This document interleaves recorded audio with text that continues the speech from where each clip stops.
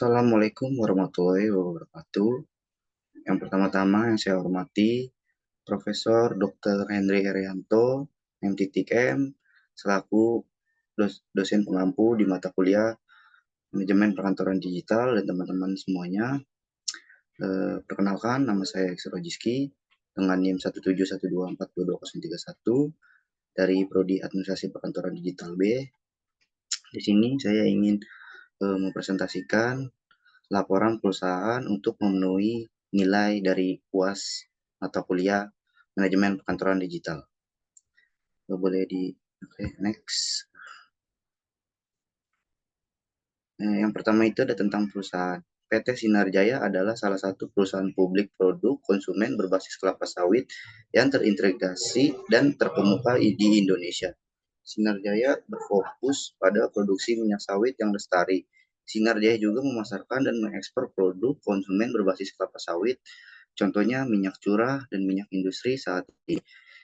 Sinar Jaya diakui kualitasnya dan memiliki pangsa pasar yang signifikan di segmennya masing-masing di Indonesia.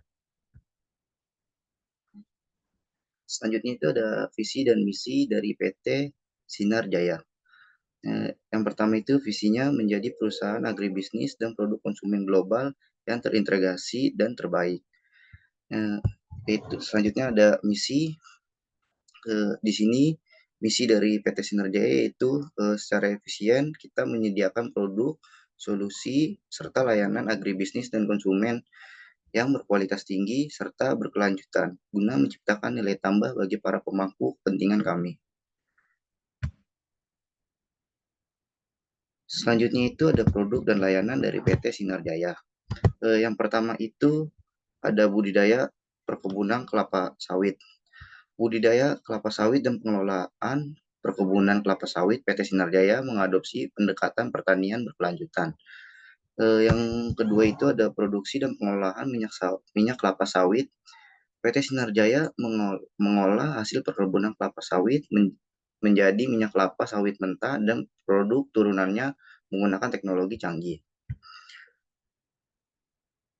Selanjutnya itu ada penerapan fungsi manajemen dari perusahaan PT Sinar Jaya. Yang pertama itu ada planning atau perencanaan. Perusahaan melakukan perencanaan strategis yang mencakup penentuan visi, misi, dan tujuan jangka panjang. Perencanaan ini meliputi analisis pasar untuk menentukan tren dan permintaan produk kelapa sawit. Penyusunan rencana tahunan yang mencakup target produksi anggaran dan alokasi sumber daya alam. Yang kedua itu ada pengorganisasian atau organizing, yaitu untuk membantu operasi bisnis PT Sinar Jaya membuat struktur organisasi yang kuat. Ini mencakup pembagian tugas dan bertanggung jawab yang jelas di antara berbagai departemen seperti keuangan, sumber daya manusia, pemasaran, dan produksi. Yang ketiga itu ada pelaksanaan atau leading. Kepemimpinan yang efektif mendorong karyawan PT Sinar Jaya untuk mencapai tujuan perusahaan ini. PT Sinar Jaya mencakup pembuatan program pelatihan dan pengembangan karyawan untuk meningkatkan keterampilan dan produktivitas mereka.